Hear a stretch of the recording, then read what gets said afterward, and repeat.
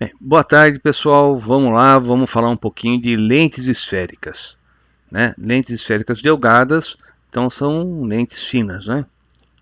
Tá bom? Então vamos passar aqui para a nossa apresentação.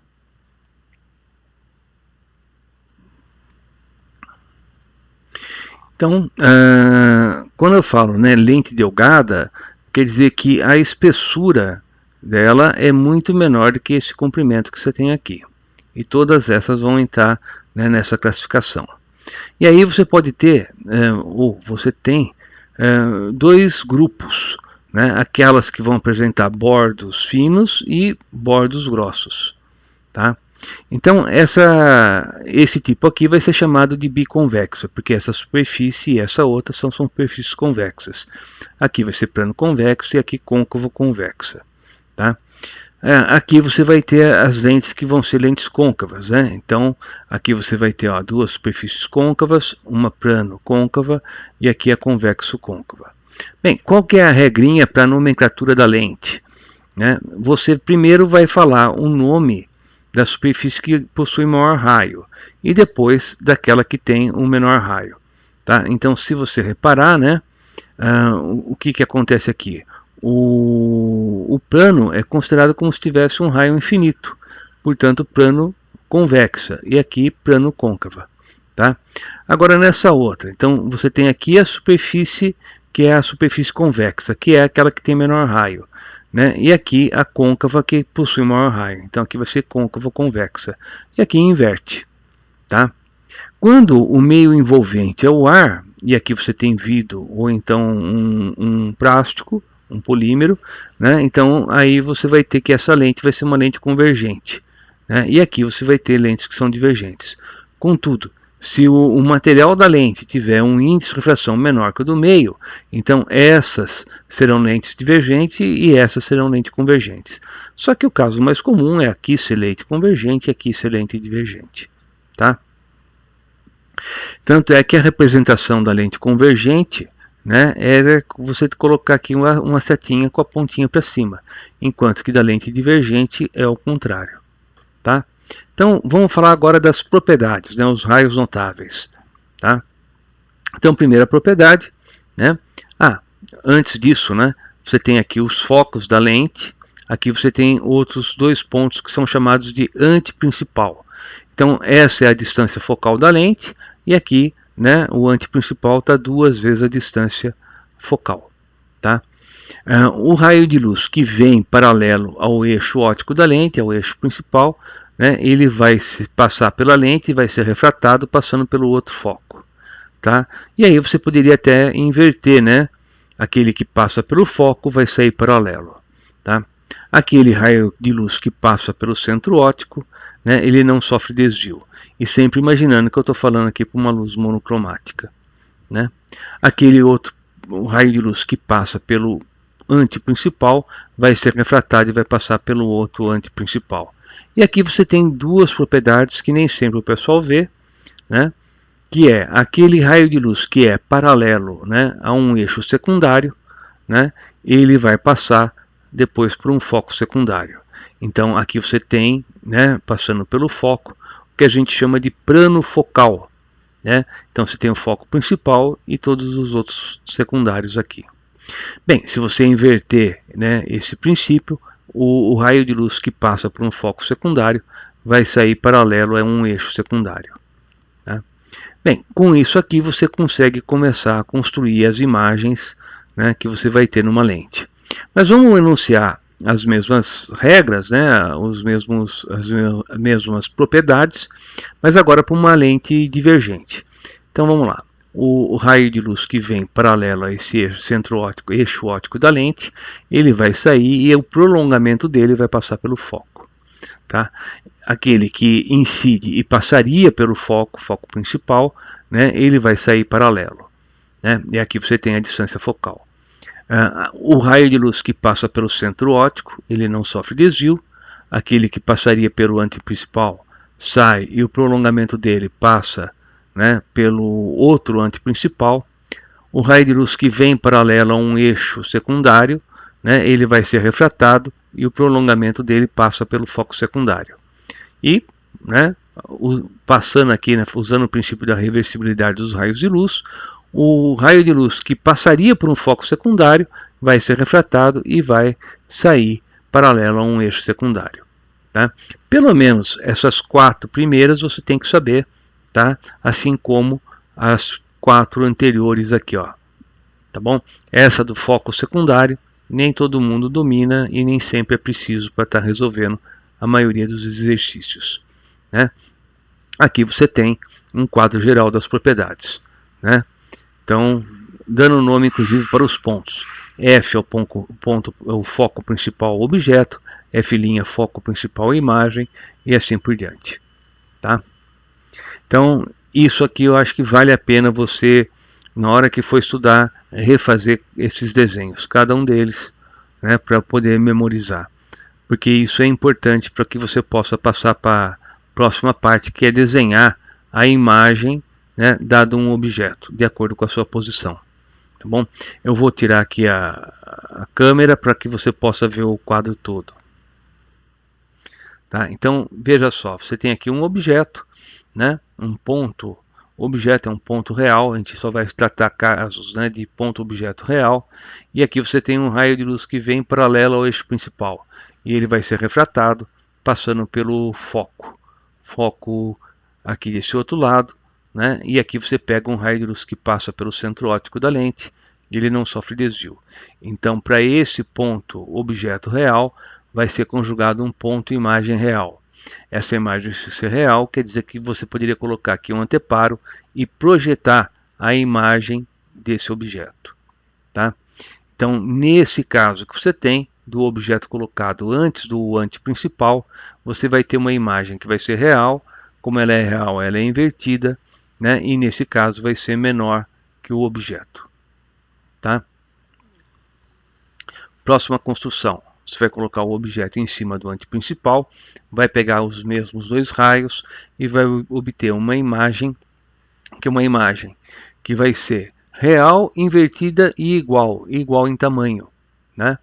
E aí vamos continuar aproximando o objeto da lente, né? Então o próximo passo é colocar ela aqui, pegando os mesmos 2 raios, aquele que vem paralelo e passa pelo foco, aquele que passa pelo centro óptico, vai conjugar a imagem, né, antes do anteprincipal. Então, nesse caso, a imagem ela é real, ela é invertida e é maior em tamanho que o objeto. Tá? Bem, quando você alcança o foco, então agora vai mudar. Você vai ter que esse raio de luz é paralelo a esse outro e, portanto, os dois vão se encontrar no infinito. Né? Então agora você vai ter, né, uma imagem que é chamada de imagem própria, né? Porque aqui é um pincel cônico cilíndrico de luz emergente, né? Então é um ponto imagem impróprio. Bem, ainda aproximando o objeto da lente, você vai ter esse caso, né, em que você vai colocar aqui o objeto entre o foco e o centro óptico.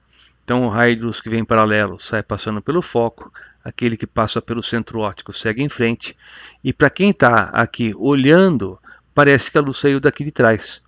Então você vai ter uma imagem que vai ser direita, né? Se a direita ela é virtual, como você pode ver aqui, né?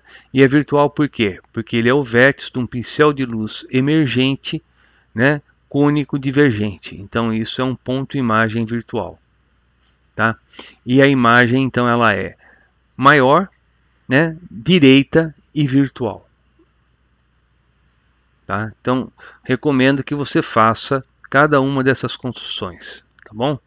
E agora, né, você vai ter aqui o caso da lente divergente, né? Então você vai colocar aqui o objeto, aí é caso único, né?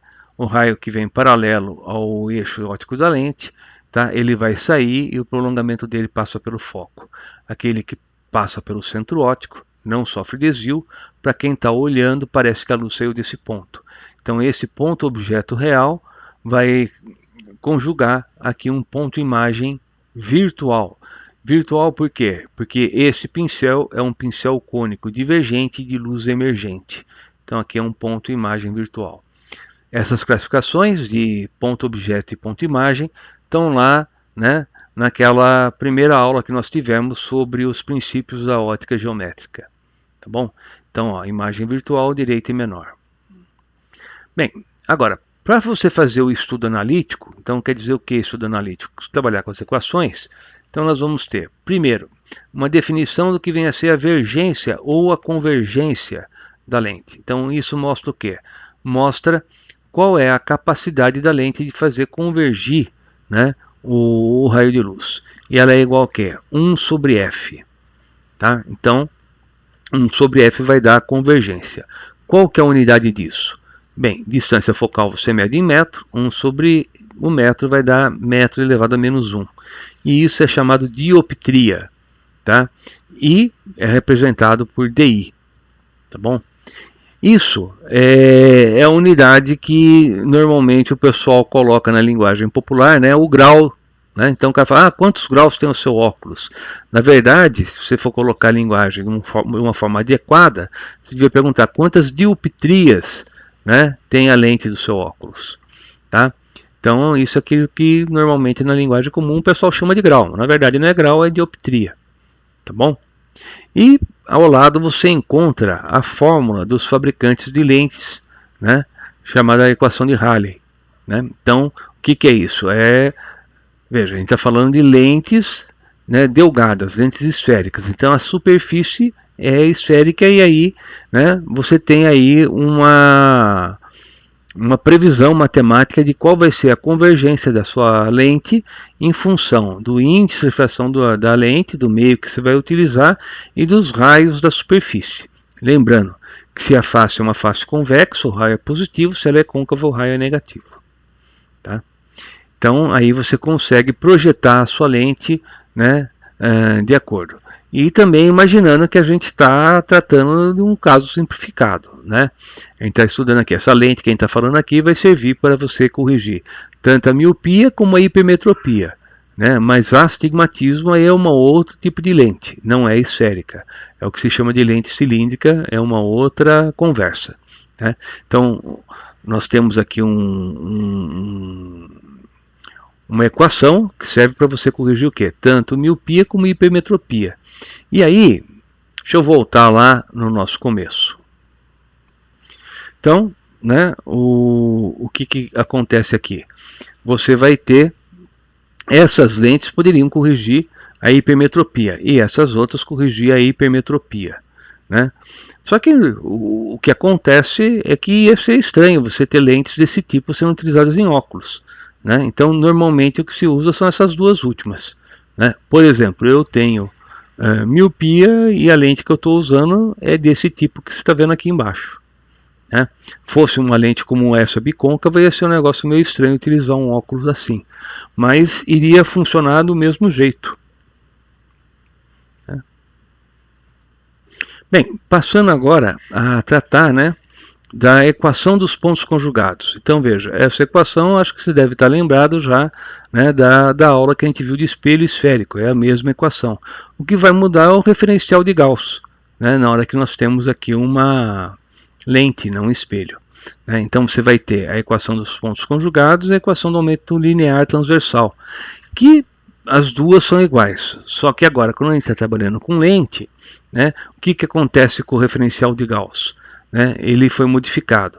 Então você vai ter dois eixos, né, sendo que dois eixos para a abscissa, um para o objeto e outro para a imagem, né?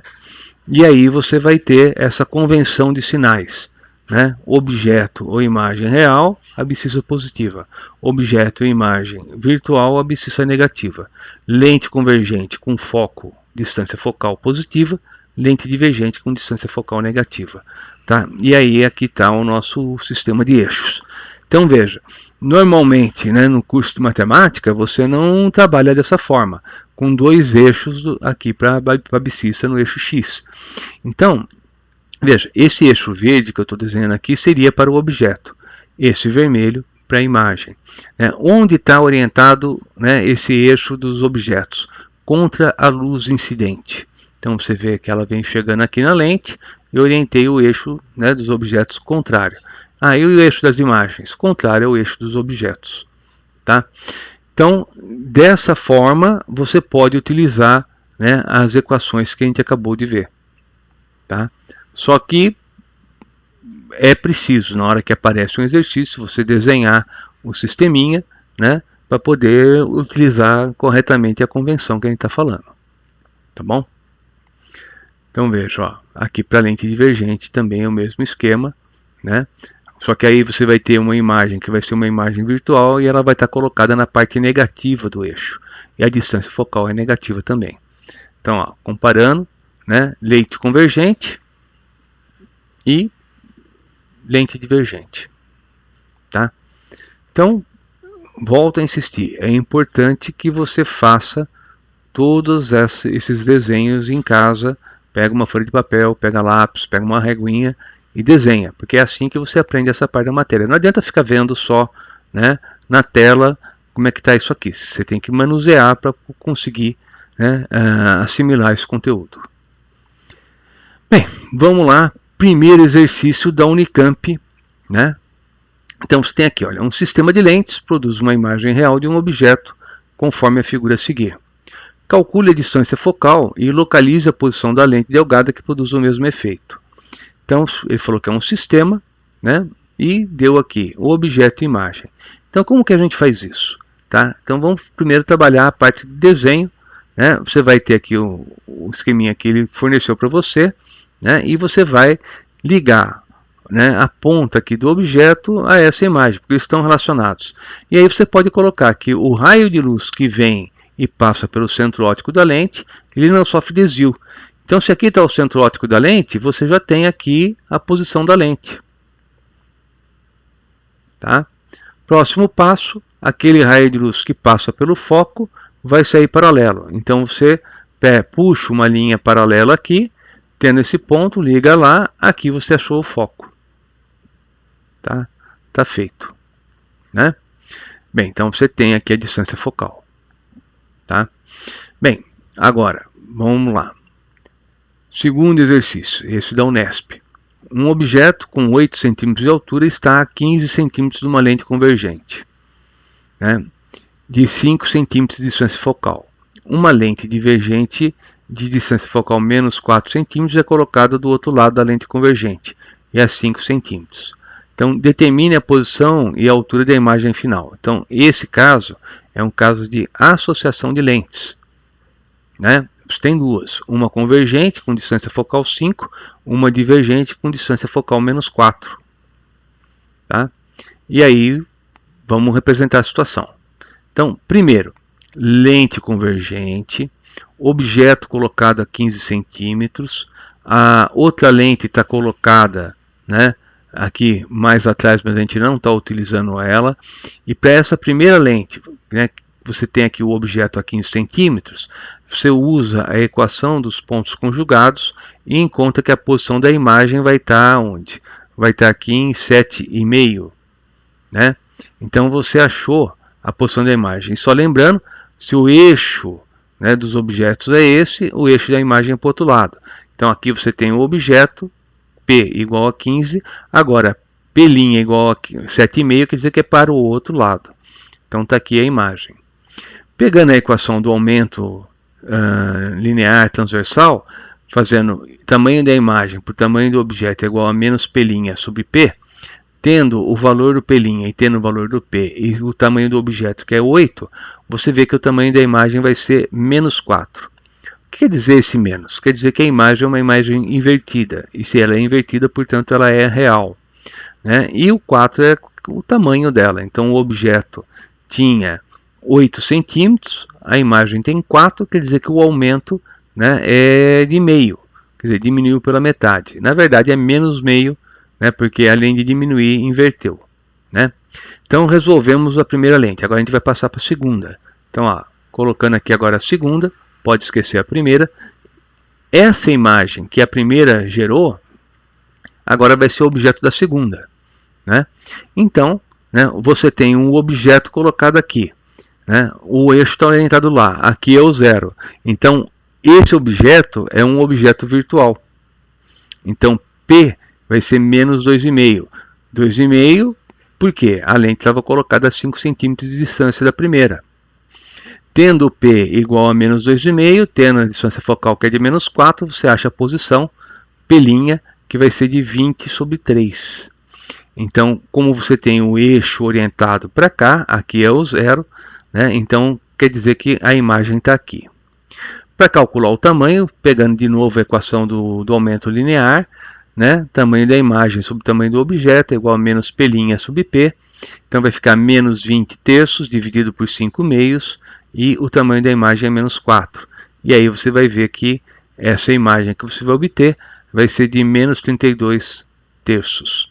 Né? E você resolveu aqui o tamanho da imagem. O menos é só que ela era invertida em relação àquele outro. Tá? Então, está feito. Vamos passar agora para o próximo. E essa imagem ela é direita em relação a esse aqui, mas ela é invertida em relação da origem. Né? Daí o sinalzinho de menos. Tá?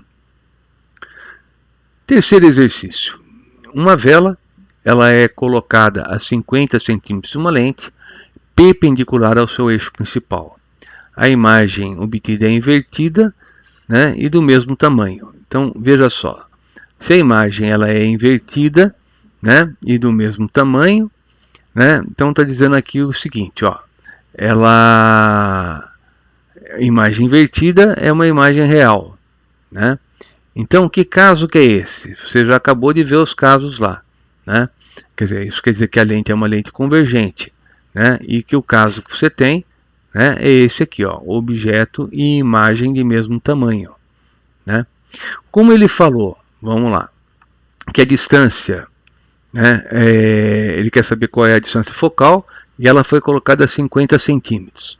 Então ela foi colocada aqui, isso são 50 centímetros, e o foco está colocado no meio. Então a distância focal é de 25. Tá? Por isso que a gente estuda essa construção geométrica, justamente para ajudar na hora de resolver exercícios como esse. Tá? Então volto a insistir, façam todas as construções que você tem ali. Tá bom? Pega lá o lápis, a régua e desenha tudo de novo. Quarto exercício, né, da equação de Rayleigh, né, equação dos fabricantes. Uma lente delgada convergente do índice de refração igual a 1,52 tem distância focal de 40 centímetros quando imersa no ar. Né? Encontre a sua distância focal quando ela estiver imersa num fluido que tem índice de refração de 1,31. Então, nesse caso, né, vamos pegar a equação dos fabricantes, tem aqui a distância focal, tem o índice de refração, então você vai encontrar quanto vale, né, essa parcela aqui, ó, esse fator aqui desse produto, tá bom? Então achamos 4,8. E aí vamos aplicar esse valor, né, quando você muda de meio. Então antes a gente usou que o índice do meio era 1, agora passou a ser 1,31. Tá? Então veja, você tem agora quanto vale essa parcela, né, que é 4,8, né, que você vai substituir, mudou o índice de refração, e aí você calcula qual é o novo, né, a nova distância focal. Tá? Então passou de 0,4, né, para 1,3. Né? Por quê? Porque mudou de meio. Né? E perceba que essa convergência não depende somente, né, dos índices de refração, depende também da geometria da sua lente. Né? Então isso quer dizer o quê? Que se eu pegar e mergulhar com esse óculos, ele não vai me servir. Né? Por quê? Porque ele foi projetado para funcionar no ar. Se eu estiver dentro d'água, né, a convergência das lentes vai ser outra. Tá certo? Quando a pessoa vai fazer um mergulho, né, ela tem que... tem como fazer isso, colocar uma lente na máscara de mergulho, uma lente própria, que vai levar em consideração tanto que do lado de fora é água, como do lado de dentro é ar. Né? Só que aí o perfil da lente é outro, normalmente eles vão pegar o plano côncavo ou o plano convexa. Tá? Mas isso já é uma outra conversa. Tá bom? Bem, sugiro então, para você estudar esse ponto, primeiro, se você tiver o livro do segundo ano, que você dê uma lida no capítulo de lentes. Depois, pega lá um impresso, tem o resumo, anota as equações, refaz os desenhos, né, para que você possa estar memorizando as propriedades e as construções. E essas construções são importantes na hora que você vai fazer o exercício, ainda que no exercício não peça o desenho, que só peça as equações. Tá? Por fim, refaça os exercícios que eu acabei de resolver, né? E aí depois você vai para a última parte, que é fazer os exercícios propostos. Tá bom? Bom estudo e até o próximo encontro.